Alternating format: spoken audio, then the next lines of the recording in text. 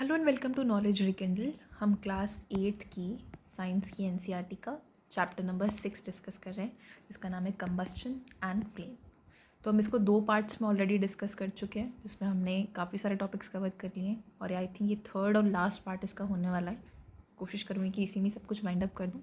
Third और last part होने वाला है इस चैप्टर का। थोड़ा सा बड़ा चैप्टर है ये, क्योंकि इसमें हमें थोड़ी बहुत एक्टिविटीज़ भी डिस्कस करनी पड़ी हैं, कॉन्सेप्ट्स थोड़े गहराई में डिस्कस करने पड़े।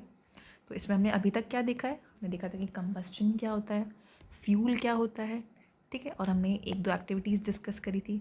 हमने ये देखा था कि एयर की प्रेजेंस कितनी इंपॉर्टेंट है for combustion to take place. Okay, हमने फिर फॉरेस्ट फायर के बारे में थोड़ा सा डिस्कस किया था।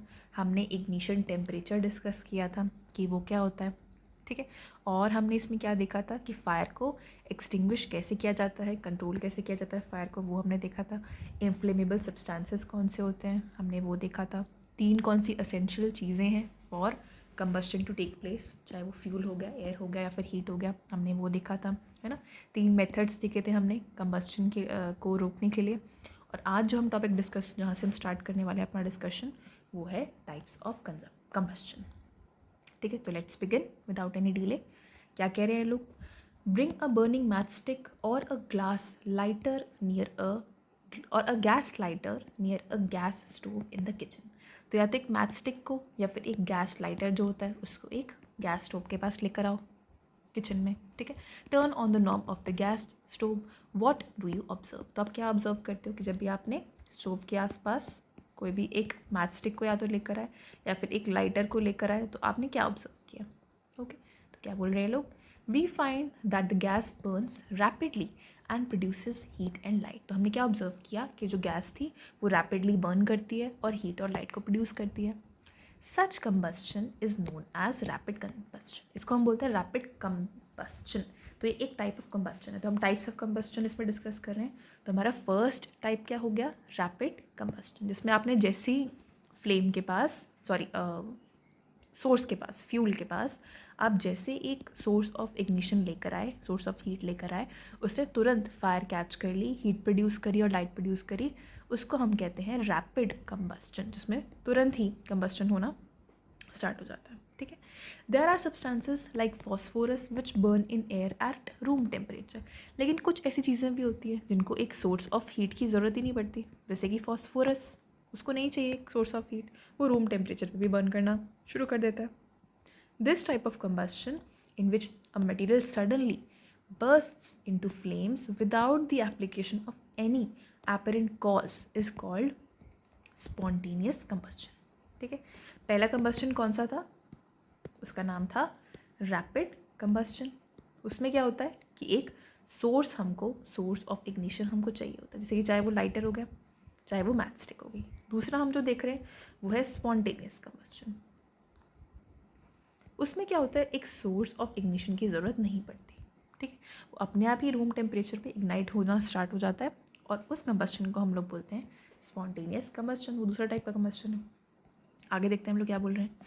Spontaneous combustion of coal dust has resulted in many disastrous fires in coal mines. तो हमने एक तो एग्जाम्पल देखा स्पॉन्टेनियस कंबस्शन का, फॉस्फोरस, है ना, ये हमने देखा ना यहाँ पे फॉस्फोरस, ठीक है। दूसरा एग्जाम्पल ले लो, क्या बता रहे हैं? Coal dust. तो कोल डस्ट भी क्या होता है, वो भी स्पॉन्टेनियस कंबस्टन एक्सपीरियंस करती है, तुरंत ही जलना स्टार्ट हो जाती है और इसकी वजह से बहुत सारे डिजास्टरस फायर्स भी लगे हैं in coal mines. Spontaneous forest fires भी होती हैं, उसमें भी कोई एक सोर्स ऑफ हीट की ज़रूरत नहीं पड़ती, नॉर्मल सन की हीट से भी, लाइट या फिर लाइटनिंग की वजह से भी उसमें कंबस्टन स्टार्ट हो जाता है, ठीक है। However most forest fires are due to the carelessness of human beings. लेकिन मोस्टली फॉरेस्ट फायर कैसे लगती है? ह्यूमन बींग्स की केयरलेसनेस की वजह से, कि मान लो दे वर स्मोकिंग, तो जो सिगरेट थी उन्होंने वहीं छोड़ दी फॉरेस्ट में, उससे भी हो सकता है। ये कोई मैच स्टिक थी, वो लाइट करी और ऐसे नीचे गिर दी, तो सूखे अगर पत्ते होंगे, अगर ड्राई लीव्स होंगे, तो वो तुरंत फायर कैच कर लेंगे। It is important to remember that the campfires must be completely extinguished before leaving a forest after a picnic or a visit. तो जो लोग कैंप फायर भी करते हैं, कैंपिंग करते हैं, तो वो वाली फायर को भी एक्सटिंग्विश ख़त्म करना बहुत ज़रूरी है जब आप पिकनिक से घर वापस जा रहे हो, विजिट करके फॉरेस्ट को घर वापस जा रहे हो, ताकि वो फॉरेस्ट फायर में लीड ना करे, ठीक है। आगे चलते हैं। तो हमने 2 तरह का कंबस्टन अभी तक देखा है, एक तो था हमारा स्पॉन्टेनियस और एक था रैपिड। इसमें हमें सोर्स की ज़रूरत नहीं चाहिए, इसमें हमें सोर्स की ज़रूरत चाहिए, ठीक है। We generally have fireworks on festival days, तो हमने फायरवर्क्स देखे होंगे, जैसे कि दिवाली पे फायरवर्क्स देखते हैं हम। When a cracker is ignited a sudden reaction takes place with the evolution of heat, light and sound. तो जब भी आप किसी क्रैकर को इग्नाइट करते हो, उसमें आग लगाते हो, तो क्या होता है, हीट प्रोड्यूस होती है, लाइट प्रोड्यूस होती है और साउंड भी प्रोड्यूस होती है। A large amount of gas formed in the reaction is liberated, ठीक है, बहुत सारी गैस भी रिलीज होती है। Such a reaction is called an explosion, उसको हम कहते हैं एक्सप्लोजन। तो ये थर्ड टाइप ऑफ कंबस्शन हम कह सकते हैं, ठीक है। एक्सप्लोजन क्या होता है, जिसमें साउंड भी है हीट और लाइट के साथ और थोड़ी सी गैस भी रिलीज हो रही है। Explosion can also take place if pressure is applied on the cracker, अगर बहुत ज़्यादा प्रेशर किसी क्रैकर के ऊपर अप्लाई करोगे तब भी एक्सप्लोजन हो सकता है। जैसे आई थिंक ये इसकी बात भी कर रहे हैं, वो एक वो वाला पटाखा नहीं आता जिसको आप जिसमें कुछ नहीं करना पड़ता, बस आप उसको ऐसे छोटे छोटे होते हैं वो लंबे लंबे से, जिसको आप ज़मीन पे जब मारते हो ज़ोर से तो वो टक टक टक टक करके आवाज़ आती है, और उसको जब आप पैरों के नीचे दबाते हो तब भी बहुत टक टक करके आवाज़ आती है। तो तब क्या हो रहा था, आपने उस पर प्रेशर अप्लाई किया, ठीक है। तो ये थे आपके 3 तरह की कंबस्चन, जिसमें हमने एक देखा रैपिड कंबस्चन, एक हमने देखा स्पॉन्टेनियस, ठीक है, और लास्ट हमने देखा एक्सप्लोजन। अब हम चलते हैं अपने एक बहुत इंपॉर्टेंट टॉपिक पे, जिसका नाम है फ्लेम। तो क्या बोल रहे हैं लोग, observe an LPG flame, can you tell the colour of the flame, what is the colour of a candle flame. तो LPG की फ्लेम को ऑब्जर्व करो, फिर आप एक कैंडल की फ्लेम को ऑब्जर्व करो। अब दोनों की फ्लेम्स में क्या डिफरेंस है वो आप हल्का फुल्का ऑब्जर्व कर सकते हो, ठीक है, कलर्स में। तो कलर आपका कैंडल का कैसा लग रहा है, येलो, और LPG का कैसा है, ब्लू। इसके पीछे क्या रीज़न है वो हम एक बार धीरे धीरे देखते हैं। Recall your experience of burning a magnesium ribbon in class 7th. If you do not have experience of burning the remaining items in table 6.2, you can do that now. तो आपने मैग्नीशियम रिबन का तो आपने experiment कर ही चुके हो आप already class 7th में, 8th में भी आपने किया है, हमने देखा पिछले चैप्टर्स में। अब आप इन सब चीज़ों को भी एक बार बर्न करके देखो और फिर इनको डिफ्रेंशिएट करो उन सब्सटेंसेस में जो कि फ्लेम प्रोड्यूस कर रहे हैं और जो फ्लेम प्रोड्यूस नहीं कर रहे, ठीक है। तो अगर मैं कैंडल को बर्न करती हूँ तो उसकी तो फ्लेम होती है, अभी हमने देखी येलो कलर की फ्लेम जो है कैंडल की फ्लेम है, तो वो फ्लेम प्रोड्यूस कर रहा है। मैग्नीशियम को जब मैं बर्न करती हूँ तो वो भी फ्लेम प्रोड्यूस करता है। कैम्फर, कपूर जिसको हम कहते हैं, वाइट कलर का होता है कैम्फर, ठीक है, उसको भी जब मैं बर्न करती हूँ तो वो भी फ्लेम प्रोड्यूस करता है। केरोसिन ऑयल को जब मैं बर्न करती हूँ स्टोव के अंदर, वो भी फ्लेम प्रोड्यूस करता है। यहाँ पे फोटो भी दे रखी है, हाँ ये रहा, ये जो लैम्प है ना, ये केरोसिन लैम्प है, ठीक है, ये कैंडल है, तो ये भी फ्लेम प्रोड्यूस कर रहे हैं। लेकिन चारकोल को जब मैं बर्न कर रही हूँ तो वो फ्लेम प्रोड्यूस नहीं कर रहा है। अब यहाँ पे एक इम्पॉर्टेंट चीज़ आपको जानना बहुत ज़रूरी है, जो भी चीज़ फ्लेम प्रोड्यूस कर रही होती है तो वो फ्लेम प्रोड्यूस इसलिए कर रही होती है क्योंकि जब वो बर्न हो रही होती है, जब वो इग्नाइटेड होती है तो इट प्रोड्यूसेस सम वेपर्स, ठीक है। ये जो सारी चीज़ें हैं, because all of them produce vapours, they all vaporise, ठीक है, इसीलिए ये क्या कर रहे हैं, दे आर प्रोड्यूसिंग फ्लेम्स। चाहे वो कैंडल होगी, कैंडल की जो वैक्स होती है एक्चुअली जब आपने उसको जलाया तो ये जो उसकी वैक्स है ये कम होती जाती है, हमने देखा धीरे धीरे छोटी होती जाएगी कैंडल, क्योंकि जो उसकी वैक्स है ना वो वेपर्स की फॉर्म में, छोटे छोटे वेपर्स की फॉर्म में उड़ती रहेगी, ख़त्म होती रहेगी, ठीक है। वो वेपर की वजह से ही क्या होता है, जो कैंडल की फ्लेम होती है वो आपको देखने को मिलती है, क्योंकि वो वेपराइज कर रही है, उसकी जो वैक्स है इट इज़ वेपराइजिंग, इसीलिए उसमें फ्लेम प्रोड्यूस हो रही है। मैग्नीशियम में भी सेम चीज़ हो रही है, वो भी वेपर प्रोड्यूस कर रहा है, कैम्फर भी वेपर प्रोड्यूस कर रहा है, केरोसिन का जो ऑयल है तो ऑयल भी, जैसे वाटर वेपर होता है, वाटर भी तो वेपर बनाता है, तो वैसे ऑयल भी वेपर बनाता है, ठीक है। जब वो भी ऑयल भी वेपर बनाएगा तो उन वेपर्स में भी क्या होगा, उन वेपर्स की वजह से भी क्या होगा, एक फ्लेम प्रोड्यूस होगी। चारकोल में ऐसा नहीं होता, चारकोल जो होता है वो वेपर्स प्रोड्यूस नहीं करता, इट डज़ नॉट वेपराइज। अगर वो वेपराइज नहीं कर रहा है तो इसका मतलब वो फ्लेम भी प्रोड्यूस नहीं करेगा। तो ये एक इंपॉर्टेंट फैक्ट है जो आप याद रख सकते हो कि जो भी चीज़ वेपर्स प्रोड्यूस करेगी वो फ्लेम भी प्रोड्यूस करेगी। Record your observation and mention whether on burning the material forms a flame और नॉट, तो आप यहाँ पे कर सकते हो। अब हम चलते हैं अपने टॉपिक पे, स्ट्रक्चर ऑफ अ फ्लेम, कि फ्लेम का स्ट्रक्चर कैसा होता है वो हम एक बार देखेंगे, ठीक है। अब नीचे आ जाओ, ये एक्टिविटी को हम थोड़ा बाद में, हाँ इसमें कुछ नहीं है, देखो क्या किया आपने, कैंडल थी उसको इग्नाइट किया, जलाया कैंडल को, ठीक है।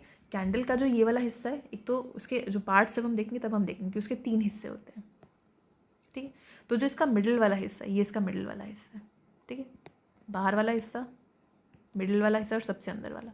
तो ये जो इसका सेकंड जो जोन है, वहाँ उस जोन के आसपास आप क्या करो, एक ग्लास ट्यूब को लगा दो। ग्लास ट्यूब को आपने लगा दिया, ठीक है, उस मिडिल जोन के बीच में और अपना जो ब्लैक जोन है उसके बीच में, सबसे सेंटर वाले जोन के बीच में, वहाँ पे आपने एक ग्लास ट्यूब को लगा दिया। और उसके जो दूसरा एंड था ग्लास ट्यूब का, एक एंड तो यहाँ पे है, दूसरा जो एंड था उसके सामने एक मैच स्टिक रख दी, ठीक है। अब आप क्या देखोगे कि वो मैच स्टिक जो है वो इग्नाइट हो रही है, ठीक है। आपने उसको इग्नाइट करवा दिया। वो इग्नाइट क्यों होगी? अब वो इग्नाइट इसलिए हो रही है क्योंकि यहाँ से क्या हुआ, जो हमने क्या डिस्कस किया था कि वेपर्स जब आते हैं, ठीक है, वेपर्स आते हैं तो फ्लेम जो होती है वो प्रोड्यूस होती है। तो यहाँ पे जो वेपर्स थे, कैंडल के तो वेपर्स हैं क्योंकि वैक्स के वेपर्स हैं, वैक्स के जो वेपर्स हैं वो यहाँ से ट्रांसफर होकर इस तरफ जाएंगे और ये जो मैच स्टिक होगी उसमें भी आपको फ्लेम देखने को मिलेगी। तो ये एक एक्टिविटी है। तो ये एक्टिविटी बेसिकली वेपराइजेशन से रिलेटेड है कि जहाँ वेपर्स आप देखोगे वहाँ आप फ्लेम भी देखोगे, ठीक है। यही देखो यहाँ पे लिखा है, the substances which vaporise during burning give flames. For example kerosene oil and molten wax rise through the wick and are vaporized during burning and form flames। तो वेपराइजेशन होता है इन दोनों चीज़ों का, इसीलिए वो फ्लेम प्रोड्यूस करते हैं। Charcoal on the other hand does not vaporise and so does not produce a flame. In activity 6.5 could the vapors of wax coming out of the glass tube be the cause of flame produced? of course यही reason है उसका कि यहाँ पे जो आपके vapours निकल रहे थे वो इस ट्यूब के थ्रू ट्रांसफर हुए इस तरफ, इसलिए यहाँ पे भी फ्लेम देखने को मिलती है आपको एक, ठीक है। अब यहाँ जाओ, यहाँ भी क्या एक्टिविटी है, when the candle flame is steady introduce a clean glass plate और slide into the luminous zone of the flame. तो क्या करो कि ये जो ल्यूमिनस मतलब जो लाइट वाला, ल्यूमिनस मतलब जहाँ पे लाइट आपको नज़र आ रही है फ्लेम में, तो उस जोन के आसपास आप एक ग्लास की एक स्लैब या फिर एक स्लेट वहाँ पे अटैच कर, एक स्लाइड अटैच कर दो। Hold it there with a pair of tongs for about 10 seconds then remove it. What do you observe? तो पहले यहाँ पे आपने ग्लास का प्लेट लगाया, उसको कुछ देर रखा वहाँ पे, फिर उसको रिमूव कर दिया। अब आपने क्या ऑब्जर्व किया वहाँ पे? A circular blackish ring is formed on the glass plate or slide. It indicates the deposition of unburnt carbon particles present in the luminous zone of the flame. ठीक है। अब इस चीज़ को समझने के लिए हमें फ्लेम का स्ट्रक्चर समझना बहुत ज़रूरी है, तब मैं इस एक्टिविटी पे वापस आऊँगी, ठीक है। अब थोड़ा सा ध्यान से सुनना, ओके। एक टेबल भी वैसे तो मैंने बनाया है इजी करने के लिए, ये जो टेबल है इसको हम बाद में देखेंगे। एक बार पहले इस डायग्राम को देखो, दिस इज़ अ फ्लेम, हम स्ट्रक्चर ऑफ फ्लेम डिस्कस कर रहे हैं। स्ट्रक्चर ऑफ फ्लेम में अब 3 चीज़ें आती हैं, 3 पार्ट्स होते हैं फ्लेम के, ठीक है। एक तो हो गया उसका ल्यूमिनस पार्ट जहाँ पे आपको आग देखने को मिल रही है, ठीक है। एक हो गया उसका नॉन ल्यूमिनस पार्ट जहाँ पे आपको लाइट देखने को नहीं मिली। ल्यूमिनस मतलब लाइट देखने को मिल रही है, ये पूरा लाइट वाला पार्ट है अंदर वाला, ठीक है। बाहर वाला जो पार्ट है ये लाइट वाला पार्ट नहीं, यहाँ पे हल्का हल्का ब्लू ब्लू सी फ्लेम आपको देखने को मिलती है, ब्लू फ्लेम, ठीक है। फिर आता है एक बिल्कुल अंदर वाला पार्ट जहाँ पे आपको नॉन ल्यूमिनस पार्ट है वो भी, जहाँ पे आपको ब्लैक फ्लेम देखने को मिल रही है, ठीक है। अब देखो सबसे आउटर वाला जो पार्ट है, एक second, outer zone of complete combustion जो है वहाँ पे आपको ब्लू फ्लेम देखने को मिल रही है, ठीक है। ये जो जोन है बाहर वाला, बिल्कुल बाहर वाला जो जोन होता है, ल्यूमिनस जोन के बाहर वाला जो जोन होता है, वहाँ पे हो रहा होता है कंप्लीट कंबस्टन। मतलब जो फ्यूल है वो कंप्लीटली बर्न कर रहा है, उसमें कुछ भी वेस्ट नहीं जा रहा, कि कोई भी फ्यूल वेस्ट नहीं हो रहा। तो आप उसे रिलेट करते हो ब्लू कलर से। जब भी आप कहीं पे भी ब्लू कलर की फ्लेम देखो, फॉर एग्जाम्पल इस बर्नर में आप देख लो ब्लू कलर की फ्लेम, ब्लू फ्लेम का मतलब होता है कंप्लीट कंबस्शन, कि जो भी फ्यूल था वो कंप्लीटली बर्न कर रहा है, कुछ भी फ्यूल वेस्ट नहीं जा रहा, ठीक है। कंप्लीटली बर्न कर रहा है और हीट भी प्रोड्यूस कर रहा है, ठीक है। तो ब्लू फ्लेम का इंडिकेशन क्या होता है, क्या मतलब होता है उसका? Complete combustion of the fuel without any wastage. तो ये हो गया ब्लू पार्ट, ठीक है। अब जो आता है ये आता है ल्यूमिनस पार्ट जहाँ पे आपको येलो पोर्शन जो आपको देखने को मिल रहा है, middle zone of partial combustion. यहाँ पे जो कंबस्टन हो रही है वो कंप्लीट नहीं है, इट इज़ पार्शियल। तो फ्लेम कैसी है? येलो, ठीक है। तो येलो फ्लेम आप जब भी देखते हो तो वहाँ पे हो रही होती है इनकम्प्लीट कंबस्टन, कि मतलब कुछ फ्यूल जो है वो वेस्ट जा रहा है। इनर मोस्ट जोन जो होता है वो होती है अनबर्न्ड वैक्स वेपर्स। ये जो होता है वहाँ पे बर्निंग हो ही नहीं रही है, एक्चुअली ढंग से वहाँ पे बर्निंग नहीं हो रही। हमें लग रहा है ना कि बिल्कुल पास है, विक के बिल्कुल पास है। यहाँ पे सिर्फ वेपर्स होते हैं वैक्स के, और जो कि अनबर्नड होते हैं, जो कि बर्न नहीं हो पा रहे होते प्रॉपर्ली। और कलर कौन सा यहाँ पे देखने को आपको मिलता है? Black colour. ठीक है, सबसे बाहर आपको ब्लू मिल रहा है कलर, कंप्लीट कंबस्टन हो रहा है वहाँ पे। फिर आपको येलो मिल रहा है, वहाँ पे इनकम्प्लीट या फिर पार्शियल कंबस्टन हो रहा है, और सबसे अंदर कंबस्टन हो ही नहीं रहा है, और ब्लैक कलर की आपको हल्की हल्की फ्लेम देखने को मिल रही है। ठीक है, सबसे बाहर वाला जो पार्ट होता है जहाँ पे ब्लू फ्लेम है, that is the hottest part, सबसे गर्म पार्ट होता है वो। ठीक है, जो येलो पार्ट होता है वो मॉडरेटली हॉट होता है, क्योंकि वहाँ पे कंबस्टन भी कंप्लीट नहीं हो रहा है। तो मतलब जहाँ पे कंप्लीटली फ्यूल बर्न कर रहा है, तो वहाँ की फ्लेम जो होगी ब्लू होगी, और वहाँ पे गर्मी भी बहुत ज़्यादा होगी। जब येलो फ्लेम आ जाती है तो कंबस्टन भी पार्शियल है और हीट भी कम है, और अंदर जहाँ बर्निंग हो ही नहीं रही है वहाँ तो है ही नहीं, गर्मी ही नहीं है, लीस्ट हॉट है वो, सबसे कम हॉट जगह है। ठीक है, ये है आपकी वैक्स कैंडल, और ये था आपका स्ट्रक्चर ऑफ अ फ्लेम। अब इसको एक बार टेबल में लिखो। इस टेबल को, वीडियो को स्टॉप करके आप बना सकते हो याद करने के लिए इजीली। ये है जोन, सबसे बाहर वाला outer most zone is the non luminous zone, जहाँ पे बेसिकली आपका जो है वो कंबस्टन कंप्लीट हो रही है, कंप्लीट कंबस्टन है, नॉन ल्यूमिनस, जहाँ पे लाइट नहीं दिख रही है आपको। ठीक है, आउटर पार्ट है ये सबसे ज़्यादा, फ्लेम का सबसे आउटर पोजीशन पे है ये। ब्लू कलर की यहाँ पे आपको फ्लेम देखने को मिलती है, कंबस्टन कैसा हो रहा है? कंप्लीट हो रहा है, और टेम्परेचर यहाँ पे सबसे ज़्यादा है। फिर आता है मिडिल पार्ट, जहाँ पे ल्यूमिनस पार्ट है, जो कि येलो पार्ट है। वहाँ पे फ्लेम कौन से कलर की है? येलो कलर की है। इनकम्प्लीट कंबस्टन है या फिर पार्शियल कंबस्टन है, कंप्लीटली बर्न नहीं हो रहा है वहाँ पे फ्यूल, और मॉडरेट हीट है वहाँ पे प्रेजेंट। ठीक है, इनर मोस्ट पार्ट है वो डार्क कलर का है, ब्लैक कलर का है, डार्क है मतलब वहाँ पे लाइट नहीं है, अंधेरा अंधेरा है। वहाँ पे कंबस्टन हो ही नहीं रही है, सिर्फ वैक्स के वेपर्स प्रेजेंट है, और वो लीस्ट हॉट पार्ट है ऑफ द फ्लेम।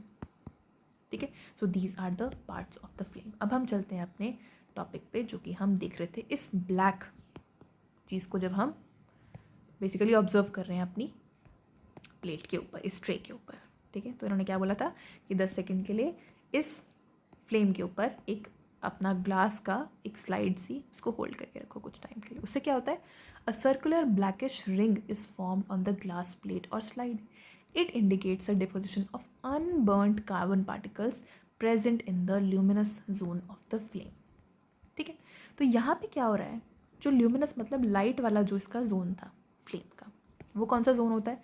जहाँ पे पार्शियल कंबस्टन हो रहा है, मतलब फ्यूल जो है वो वेस्ट हो रहा है। तो ये जो फ्यूल वेस्ट हो रहा था वो डिपॉजिट हो रहा है इस काले फॉर्म में ऑन द स्लाइड। जो जल गया वो तो जल गया, वो तो दिख रहा है आपको। ठीक है, जो नहीं जला वो आके यहाँ पे डिपॉजिट हो जाता है। अनबर्न्ड जो रह गया वो आके डिपॉजिट हो जाता है। कौन सा फॉर्म होता है ये फ्यूल का? कार्बन। हर चीज़ में, दुनिया में आप जो भी चीज़ अपने आसपास देख रहे हो, हर चीज़ में कार्बन प्रेजेंट है किसी ना किसी फॉर्म में। Everything that you see in even your body also, हर चीज़ में कार्बन प्रेजेंट है। तो वो जो अनबर्न्ड कार्बन रह जाता है वो ब्लैक स्मोक की तरह, स्मोक भी बोल सकते हैं, सूट बोल सकते हैं उसको, सूट भी बोलते हैं actually, excuse me, black suit की तरह वहाँ पे डिपॉजिट हो जाता है उस प्लेट के ऊपर। ठीक है, कौन सा जोन है वो? ल्यूमिनस मतलब लाइट वाला। वहाँ पे क्या हो रही है? पार्शियल कंबस्शन हो रही है, और येलो फ्लेम वो प्रोड्यूस कर रहा है, और ये लेस हॉट या फिर मॉडरेटली हॉट आपका जोन होता है। Hold a thin long copper wire just inside the non luminous zone of flame for about 30 seconds. अब आप एक काम करो, जो सबसे बाहर वाला पोर्शन होता है वहाँ पे एक कॉपर की वायर को होल्ड करो कुछ टाइम के लिए। अब सबसे बाहर वाला जोन क्या है? सबसे hot zone, hottest zone. Flame कौन सी है? ब्लू। और कंबस्टन कैसा है? कंप्लीट। ठीक है, वहाँ पे जब आपने उसको होल्ड किया कुछ 30 सेकेंड्स के लिए, तो आपने क्या नोटिस किया? That the portion of the copper wire just outside the flame gets red hot. तो वो जो आपका जो जोन होता है वायर का, जो बिल्कुल फ्लेम के पास में, वो एकदम रेड हॉट हो जाता है। Does it indicate that the non luminous zone of the flame has a high temperature? In fact this part is of the flame is the hottest part. सबसे बाहर वाला जो पार्ट होता है वो सबसे हॉटेस्ट पार्ट होता है आपका इस फ्लेम का। तो गोल्डस्मिथ्स जो होते हैं blow the outermost zone of a flame with a metallic blowpipe for melting gold and silver. तो जो ये गोल्ड स्मिथ होता है ना, तो सोने का काम करते हैं, वो लोग भी क्या करते हैं, जो फ्लेम का सबसे आउटर पार्ट होता है उसको ब्लो करके, उसको फूक मार मार के यूज़ करते हैं मेल्ट करने के लिए गोल्ड और सिल्वर को, क्योंकि वो बहुत ज़्यादा गर्म पार्ट होता है, हॉटेस्ट पार्ट है, तो ईजिली गोल्ड और सिल्वर जो होता है वो मेल्ट हो जाता है. ठीक है, आई होप आपको ये समझ में आया होगा. अब हम चल रहे हैं अपने अगले टॉपिक पे, व्हाट इज़ अ फ्यूल. ठीक है, हमने फ्लेम का स्ट्रक्चर देख लिया है, फ्लेम कैसी होती है, कैसे रीजन्स होते हैं. ये टेबल प्रॉपरली इसको बना लेना, बहुत ईजी रहेगा आपके लिए मेमोराइज करना है इसको. ठीक, अब हम चलते हैं व्हाट इज़ अ फ्यूल. तो क्या बोल रहे हैं लोग, recall that the source of heat energy for domestic and industrial purposes are mainly wood, charcoal, petrol, kerosene etc. तो घर पे आप जो आप बेसिकली अपने सोर्स ऑफ हीट आप यूज़ करते हो वो मेनली क्या होता है, वुड होता है, चारकोल होता है, petrol, kerosene etcetera. These substances are called fuel. तो आप जो भी एक सोर्स ऑफ हीट यूज़ कर रहे हो जलाने के लिए, तो उसको आप क्या कहते हो, फ्यूल यूज कहते हो. A good fuel is one which is readily available, जो कि आपको ईजिली मिल जाए. अगर आपसे मान लो एग्जाम में पूछा जाए कि गुड फ्यूल के क्या क्या कैरेक्टरिस्टिक्स होते हैं, तो क्या क्या होता है. एक तो वो क्या होता है, ईजिली अवेलेबल होता है, आपको चीप होता है, सस्ता होता है, बर्न भी ईजिली कर जाता है. ठीक है, large amount of heat produce करता है, और कोई भी रेजिड्यू अनडिज़ायरेबल सब्सटेंस वो लीव नहीं करता. ठीक है, कंप्लीट कंबस्टन उसमें आप ऑब्जर्व करते हो, और हीट भी बहुत अच्छी प्रोड्यूस होती है. There is probably no fuel that could be considered as an ideal fuel. तो कोई भी आपको आज तक ऐसा फ्यूल आपको देखने को नहीं मिलेगा जिसको आप आइडियल फ्यूल बोल सकते हो. हर फ्यूल में कुछ ना कुछ प्रॉब्लम आपको देखने को मिलती है. We should look for a fuel which fulfils most of the requirements for a particular use. तो आपको वो फ्यूल ढूंढना चाहिए जिसमें आपकी मोर और लेस मेजर जो आपकी रिक्वायरमेंट्स है वो कवर हो जाए. Fuels differ in their cost, some fuels are cheaper than the others. तो फ्यूल्स कॉस्ट में भी डिफर करते हैं, कुछ सस्ते होते हैं और कुछ महंगे होते हैं. Make a list of fuels familiar to you, group them as solid, liquid and gaseous इस टेबल में. तो आप ऐसे फ्यूल्स की लिस्ट बना सकते हो जिसमें आप सॉलिड, लिक्विड और गैशियस फ्यूल्स में उनको डिवाइड कर सकते हो. ठीक है, आप इस सेम टेबल को भी यूज़ कर सकते हो अपने पर्पस के लिए. जैसे कि सॉलिड में मैंने क्या लिखा है, कोल तो है ही है, वुड और काउडंग भी हो सकता है. लिक्विड में पेट्रोल और डीजल हो सकता है केरोसिन के साथ साथ, और गैशियस फ्यूल में नेचुरल गैस है, पेट्रोलियम गैस हो सकती है और मीथेन हो सकती है. ठीक है, तो ये कुछ फ्यूल्स हैं आपके पास. अब हम देखते हैं कि फ्यूल की एफिशिएंसी क्या होती है, मतलब फ्यूल की परफॉर्मेंस बेसिकली, कि कौन सा फ्यूल कैसे परफॉर्म कर रहा है, कितना अच्छा फ्यूल है वो, कितना अच्छा नहीं है, उसको हम कैसे जज करते हैं, एक बार हम वो देख लेते हैं. Suppose you were asked to boil a given quantity of water using cow dung, coal and LPG as fuel. तो आपको मान लो घर पे बोला गया कि कुछ पानी को बॉईल करो इन सब फ्यूल्स को यूज़ करके, काउ डंग यूज़ करो, कोल यूज़ करो और एलपीजी यूज़ करो. विच फ्यूल वुड यू प्रेफर. तो आप कौन सा फ्यूल प्रेफर करोगे. ठीक है, गिव योर रीज़न, अपना रीज़न भी दो कि आप क्यों उस फ्यूल को प्रेफर करने वाले हो. You may take the help of your parents. तो अपने पेरेंट्स की हेल्प ले सकते हो आप इस चीज़ के लिए. Do these 3 fuels produce the same amount of heat. तो ये जो 3 फ्यूल्स आपको बोले गए यूज़ करने के लिए, क्या ये same amount of heat produce करते हैं. ऐसा नहीं होता कभी भी. ठीक है, the amount of heat energy produced on complete combustion of 1 kg of a fuel is called its calorific value. तो एक टर्म होता है जिसको हम कहते हैं कैलोरीफिक वैल्यू. ठीक है, 1 kg ऑफ दैट फ्यूल कितना हीट प्रोड्यूस कर रहा है जब वो कम्प्लीटली बर्न हो चुका है, जब उसमें कंप्लीट कंबस्टन हो चुका है, तो उसको हम कहते हैं उसकी फ्यूल की कैलोरीफिक वैल्यू, मतलब उसकी परफॉर्मेंस बेसिकली, कि उसने कितनी हीट प्रोड्यूस करी. ठीक है, अगर कोई फ्यूल ज़्यादा हीट प्रोड्यूस कर रहा है मतलब उसकी ज़्यादा कैलोरीफिक वैल्यू है, ये आप याद रख सकते हो. ठीक है, और वो फ्यूल ज़्यादा एफिशिएंट है पर केजी. ठीक है, 1 kg में 1 kg फ्यूल कितनी ज़्यादा अगर मान लो हीट प्रोड्यूस कर रहा है, ठीक है, तो उसकी मतलब कैलोरीफिक वैल्यू ज़्यादा है और वो एक ज़्यादा एफिशिएंट फ्यूल है. The calorific value of fuel is expressed in a unit called kilo joule पर केजी. इसको हम बोलते हैं किलो जूल पर केजी, इसकी यूनिट है इसकी कैलोरीफिक वैल्यू को मेजर करने के लिए. ठीक है, समझ में आया. तो कुछ चीज़ों की कैलोरीफिक वैल्यूज़ यहाँ पे दे रखी है. देखो मैंने यहाँ पे सेम चीज़ लिखी है कि ज़्यादा कैलोरीफिक वैल्यू है मतलब ज़्यादा हीट प्रोड्यूस कर रहा है और ज़्यादा एफिशिएंट वो फ्यूल हो जाता है, वो बेटर फ्यूल है. कि आप 1 kg जब उस फ्यूल को यूज़ करोगे, मान लो एग्जांपल लेती हूँ कि 1 kg मान लो आपने काउडंग यूज़ किया, काउडंग केक यूज़ किया, और 1 kg आपने यूज़ किया हाइड्रोजन एज अ फ्यूल, तो इसकी कैलोरीफिक वैल्यू कितनी है 1,50,000, ठीक है। और आपकी काउ डंग की कैलोरीफिक वैल्यू कितनी है 6,000 से लेकर 8,000, तो ऑब्वियसली हाइड्रोजन की ज़्यादा कैलोरीफिक वैल्यू है, मतलब वो ज़्यादा हीट प्रोड्यूस करेगा पर kg, ठीक है। इसकी कम है तो वो कम हीट प्रोड्यूस करेगा पर kg, अगर आप 1 kg उसको यूज़ कर रहे हो तो कौन सा बेटर हुआ, ऑब्वियसली ये बेटर हुआ कि 1 kg में ये ज़्यादा आपको हीट दे रहा है और 1 kg में आपको कम हीट दे रहा है। तो जितनी ज़्यादा कैलोरीफिक वैल्यू उतनी ज़्यादा हीट और उतनी ज़्यादा एफिशिएंसी, उतना अच्छा वो फ्यूल होगा आपके लिए, ठीक है। तो इसको आप एक बार देख सकते हो इस टेबल को, ज़्यादा कैलोरीफिक वैल्यू वाले अच्छे फ्यूल्स हैं और कम वाले बुरे फ्यूल्स हैं, ठीक है। अब हम अपने एक टॉपिक पे चलते हैं, burning of fuel leads to harmful products. तो बर्निंग जब भी आप फ्यूल की हो रही होती है तो देखो क्या क्या हार्मफुल चीज़ें उसमें रिलीज हो रही होती हैं। कार्बन फ्यूल्स को आप जब बर्न करते हो, जैसे कि वुड हो गया, कोल हो गया, पेट्रोलियम, इन सब में क्या होता है कार्बन होता है, ये कार्बन मेनली इसमें कार्बन होता है इन सब फ्यूल्स। तो क्या रिलीज़ होता है, अनबर्नड कार्बन रिलीज़ होता है, जो कि आपकी बॉडी के लिए बिल्कुल भी अच्छा नहीं है। वो पार्टिकल्स आपकी बॉडी के लिए बिल्कुल भी अच्छे नहीं है, आपको एजमा हो सकता है। Okay, it's not asthma, it's asthma, आपको एजमा हो सकता है, ठीक है।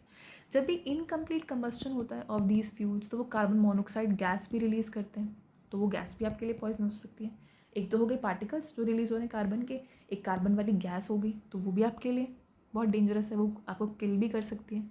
इसीलिए बोला जाता है कि जब भी घर में कहीं पे आपने, मान लो लोग करते हैं ना गीठियाँ जला के सो जाते हैं, अंगीठी होती है एक चीज़ जहाँ पे कोल बर्न करते हैं वो लोग गर्म करने के लिए रूम को, तो उससे क्या होता है कार्बन मोनोऑक्साइड गैस रिलीज़ होती है, जिससे आप जो लोग होते हैं वो मर भी जाते हैं, इनफैक्ट अपनी स्लीप में, नींद में मर जाते हैं। और क्या होता है, combustion of most fuels releases carbon dioxide in the environment, तो CO2 भी रिलीज़ होता है जब भी फ्यूल बर्न होते हैं, फॉसिल फ्यूल्स जैसे बर्न होते हैं, उन CO2 की वजह से क्या होता है, रिलीज होने की वजह से ग्लोबल वार्मिंग होती है, ठीक है। Global warming is the rise of temperature of the atmosphere of the earth, मतलब क्या होता है ग्लोब की वार्मिंग, ग्लोब क्या हो रहा है गर्म हो रहा है। इसकी वजह से क्या होता है ग्लेशियर्स मेल्ट हो जाते हैं, जो आइस होती है वो मेल्ट करती है ग्लेशियर्स में, और सी लेवल राइज करता है। जब ग्लेशियर मेल्ट हुआ तो उसका पानी सी में ऐड हुआ तो सी लेवल राइज करके, ठीक है। और कोस्टल एरियाज जो होते हैं वहाँ पे फ्लड्स भी आ जाते हैं। लो लाइन कोस्टल एरियाज में even be permanently submerged under water, permanently submerge भी हो सकते हैं आपके कोस्टल एरियाज, ठीक है। और क्या हो रहा होता है बर्न करने से इन फॉसिल फ्यूल्स को या फ्यूल्स को, burning of coal and diesel releases sulphur dioxide gas या फिर ऑक्साइड्स ऑफ नाइट्रोजन, तो सल्फर की ऑक्साइड, नाइट्रोजन के ऑक्साइड भी रिलीज़ हो रहे होते हैं। अभी तो हमने देखी थी कार्बन मोनोऑक्साइड रिलीज़ हो रही है, कार्बन डाइऑक्साइड रिलीज़ हो रही है, अब सल्फर और नाइट्रोजन ऑक्साइड्स भी रिलीज़ हो रहे होते हैं इन फ्यूल्स की बर्निंग से। और वो किस में रोल प्ले करते हैं, एसिड रेन में, ठीक है। वो रेन वाटर के साथ दोनों गैसेस जो होती हैं वो मिक्स हो जाती हैं और जब वो धरती पे गिरती हैं एज रेन तो उस रेन को हम कहते हैं एसिड रेन, ठीक है। It is very harmful for crops, buildings and soil, तो ये क्रॉप्स के लिए भी हार्मफुल है, बिल्डिंग्स के लिए और सॉइल के लिए भी हार्मफुल है, ठीक है। The use of diesel and petrol as fuels in automobiles is being replaced by CNG because CNG produces the harmful products in very small amounts. CNG is a cleaner fuel. तो आप की जो गाड़ियों में petrol और diesel की जो गाड़ियाँ थी अब वो CNG वाली गाड़ियाँ, कंप्रेस्ड बेसिकली नेचुरल गैस का यूज़ किया जा रहा है इसमें, वो वाली गाड़ियाँ अब ट्रांसफॉर्म हो रही हैं क्योंकि वो एक क्लीन फ्यूल है। और अब तो आप EV का भी नाम सुनो, इलेक्ट्रिक व्हीकल्स भी आने लग गए मार्केट में, ठीक है। तो क्या हो रहा है, LPG को क्यों यूज़ किया जा रहा है, ये लोग ये बता रहे हैं इसमें कि घर में पहले वुड यूज़ होता था, काउ डंग यूज़ होता था, बट LPG क्यों यूज़ हो रहा है, क्योंकि जो वुड था, काउ डंग था, वो बहुत स्मोक प्रोड्यूस करता था, रेस्पिरेटरी प्रॉब्लम्स होती थी उससे, जैसे कि एजमा, और डिफॉरेस्टेशन भी होता था। वुड अगर आपको चाहिए एज फ्यूल तो आपको पेड़ काटने पड़ेंगे, ठीक है। तो उन सब चीज़ों को अवॉइड करने के लिए LPG is being extensively used as a fuel at home, okay. तो इसके साथ आपका चैप्टर ख़त्म होता है। हमने इसको 3 पार्ट्स में डिस्कस किया है, कंबस्शन एंड फ्लेम वाले चैप्टर को, okay. If you like the video, like it, share it with your friends. Thank you so much for listening patiently. Thank you.